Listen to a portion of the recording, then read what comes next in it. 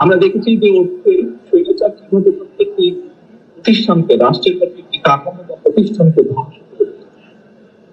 এই মুহূর্তে আমরা দেখতে পাচ্ছি বাংলাদেশের, আমরা কথা প্রসঙ্গে বলে থাকি যে সার্বভৌমত্বের প্রতিষ্ঠান থেকে আমরা সাধারণত বুঝিয়ে থাকি একটা বাংলাদেশ সেনাবাহিনী, সেই সেনাবাহিনীকে আমরা দেখেছি বিতর্কিত করার চেষ্টা করা হচ্ছে, জনগণের মুখোমুখি করিয়ে দেওয়ার চেষ্টা করা। কদিন আগে আমরা যেমন দেখেছি সংস্কারের নির্বাচনকে যেমন করানো হচ্ছে, ঠিক একইভাবে সেনাবাহিনীকে জনগণের মুখোমুখি করানোর চেষ্টা করা হচ্ছে। আপনি একজন সাংবাদিক হিসেবে, আমি একজন রাজনৈতিক কর্মী হিসেবে আমরা এতটুকু বুঝি যে এটি পিছনে নিশ্চয়ই কোনো ষড়যন্ত্র আছে। আমরা সকলে মিলে, দেশপ্রেমিক থেকে মানুষ, আমরা সকলে মিলে যদি সচেতন থাকি, সচেষ্ট থাকি, অবশ্যই আমরা এই ষড়যন্ত্র মোকাবেলা করতে সক্ষম হব। আমাদেরকে যে কোনো মূল্যে অবশ্যই এই ষড়যন্ত্রকে মোকাবেলা করতে হবে। আজকে সাংবাদিক সমাজের একজন সদস্য হিসাবে আমি মনে করি এখানে আপনাদের বিরাট ভূমিকা আছে। বিভিন্ন বিষয় বিতর্কিত করা হচ্ছে, বিভিন্ন বিষয় সঠিক না। আপনারা যদি আপনাদের অবস্থান এই বিষয়গুলো সত্যভাবে জাতির সামনে তুলে ধরেন, তাহলে অবশ্যই আমরা এই ষড়যন্ত্র।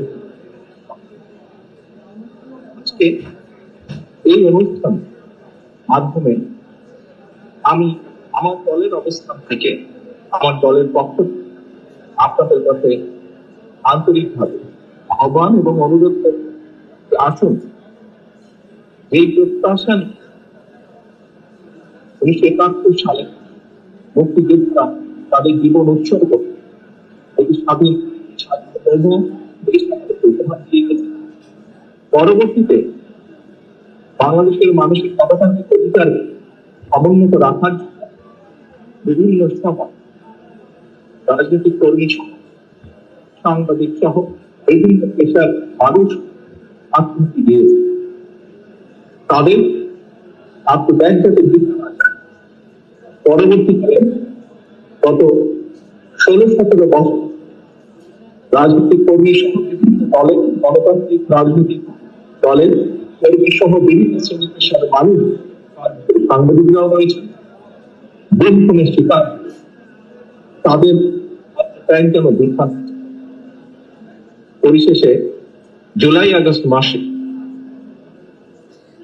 যে সকল বাংলাদেশের নাগরিক স্বৈরাচারকে বিদায় করার জন্য, নিজের গণতান্ত্রিক অধিকারকে প্রতিষ্ঠিত করার জন্য নিজের জীবনকে উৎসর্গ করেছেন, তাদের এই প্রতিটি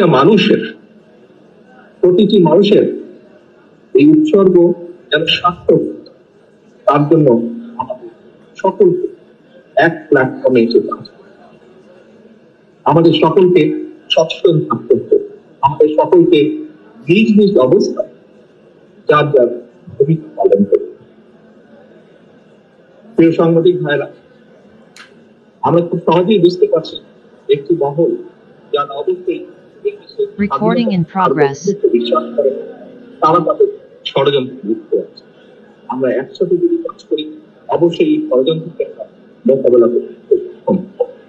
আমাদের সর্বপ্রথম এবং একমাত্র লক্ষ্য হওয়া উচিত এই দেশের মানুষের গণতান্ত্রিক অধিকারকে প্রতিষ্ঠিত করা, এই দেশের মানুষের গণতান্ত্রিক অধিকারকে প্রতিষ্ঠিত করার মাধ্যমে এই দেশের মানুষ অর্থনৈতিক স্বাধীনতাকে প্রতিষ্ঠিত করা। আজকের এই ইফতার এবং দোয়া মাহফিলে একজন রাজনৈতিক কর্মী হিসাবে এটি হবে আমার এবং আমাদের লক্ষ্য এবং প্রত্যাশা।